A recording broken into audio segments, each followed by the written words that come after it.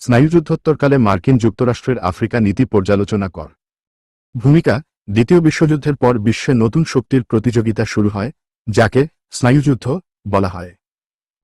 এই প্রেক্ষাপটে আফ্রিকা ভূরাজনৈতিক গুরুত্ব পাওয়ায় মার্কিন যুক্তরাষ্ট্র সেখানে রাজনৈতিক ও অর্থনৈতিক প্রভাব বিস্তারে মনোনিবেশ করে। 2. বার্লিন সম্মেলনের পটভূমি উল্লেখ কর। ভূমিকা: ঊনবিংশ শতাব্দীর শেষভাগে ইউরোপীয় শক্তিগুলোর মধ্যে আফ্রিকা দখলের প্রতিযোগিতা তীব্র হয়ে ওঠে। এই প্রতিযোগিতাকে শান্তিপূর্ণভাবে পরিচালনার লক্ষ্যে 1884-85 সালে বার্লিন সম্মেলন আহ্বান করা হয়। 3. স্ক্রাম্বল ফর আফ্রিকার পটভূমি বিশ্লেষণ কর। ভূমিকা: ঊনবিংশ শতকের দ্বিতীয়ার্ধে ইউরোপীয় সাম্রাজ্যবাদী শক্তিগুলোর মধ্যে আফ্রিকা দখলের এক চরম প্রতিযোগিতা শুরু হয়, যা ইতিহাসে স্ক্র্যাম্বল ফর আফ্রিকা নামে পরিচিত। 4. বার্লিন সম্মেলনের কারণ ও ফলাফল আলোচনা কর। ভূমিকা: আফ্রিকা মহাদেশের ইউরোপীয়দের দখলদারিত্ব বৃদ্ধি পেলে পারস্পরিক সংঘাতের আশঙ্কা দেখা দেয়। এই সংকট মোকাবিলায় এবং একটি সাংগঠনিক নীতিমালা নির্ধারণে বার্লিন সম্মেলন অনুষ্ঠিত হয়। 5. আফ্রিকায় ইউরোপীয় শক্তিবর্গের আগমনের পটভূমি আলোচনা কর। ভূমিকা: প্রাচীনকাল থেকেই আফ্রিকা ছিল ইউরোপীয়দের আগ্রহের কেন্দ্র। ঔপনিবেশিক যুগে ইউরোপীয় শক্তিগুলো বাণিজ্য, খনিজ সম্পদ ও কৌশলগত অবস্থানের কারণে আফ্রিকায় প্রবেশ করে। 6. আফ্রিকার আর্থসামাজিক অবস্থার উপর ঔপনিবেশিক শাসনের প্রভাব আলোচনা কর। ভূমিকা: ঔপনিবেশিক শাসন আফ্রিকার সমাজ ও অর্থনীতিতে গভীর প্রভাব ফেলেছিল। ইউরোপীয় শাসকেরা আফ্রিকার সম্পদ শোষণের পাশাপাশি ঐতিহ্যবাহী সামাজিক কাঠামোকেও ভেঙে দেয়। 7. আফ্রিকান জাতীয়তাবাদ বলতে কি বোঝায়? ভূমিকা: ঔপনিবেশিক শাসনের বিরুদ্ধে আফ্রিকার জনগণের ঐক্যবদ্ধ প্রতিরোধ থেকেই জাতীয়তাবাদের উত্থান ঘটে। আফ্রিকান জাতীয়তাবাদ ছিল স্বাধীনতা ও স্বাধিকার প্রতিষ্ঠার লক্ষ্যে পরিচালিত একটি শক্তিশালী রাজনৈতিক ও সাংস্কৃতিক আন্দোলন। 8. আফ্রিকার জাতীয়তাবাদ বিকাশের উপাদান ও প্রতিবন্ধকতা আলোচনা কর। ভূমিকা: আফ্রিকান জাতীয়তাবাদের বিকাশ একটি দীর্ঘ প্রক্রিয়া। এই বিকাশে একাধিক অভ্যন্তরীণ ও বহিস্থ উপাদান ভূমিকা পালন করে, আবার কিছু বাধাও তার গতি রুদ্ধ করে। 9. ঘানার জাতীয়তাবাদী আন্দোলনে নকুমার ভূমিকা নিরূপণ কর। ভূমিকা: ঘানা ছিল আফ্রিকার প্রথম উপনিবেশ যা স্বাধীনতা অর্জন করে। এই আন্দোলনের নেতৃত্বে ছিলেন ড. কাউমে নকুমা, যিনি ঘানার জাতীয়তাবাদের প্রতীক হয়ে ওঠেন। 10. আফ্রিকার অনুপ্রবেশীকরণে জাতিসংঘের ভূমিকা আলোচনা কর। ভূমিকা: দ্বিতীয় বিশ্বযুদ্ধোত্তর বিশ্বব্যবস্থায় জাতিসংঘ একটি গুরুত্বপূর্ণ আন্তর্জাতিক সংস্থা হিসেবে আত্মপ্রকাশ করে। আফ্রিকার উপনিবেশিক অবস্থা থেকে মুক্তির লক্ষ্যে জাতিসংঘ গুরুত্বপূর্ণ ভূমিকা পালন করে। 11. দক্ষিণ আফ্রিকার বর্ণবাদের উৎপত্তি ও ক্রমবিকাশ আলোচনা কর।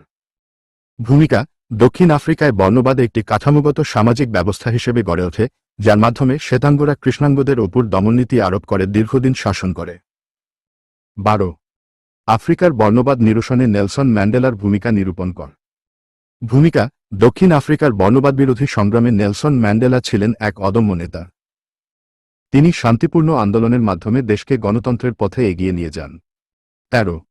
স্বাধীনতা পরবর্তীকালে আফ্রিকার রাষ্ট্রগুলোতে রাজনৈতিক অস্থিতিশীলতার কারণ আলোচনা কর। ভূমিকা: স্বাধীনতা অর্জনের পর আফ্রিকার অনেক রাষ্ট্র রাজনৈতিকভাবে স্থিতিশীলতা বজায় রাখতে ব্যর্থ হয়।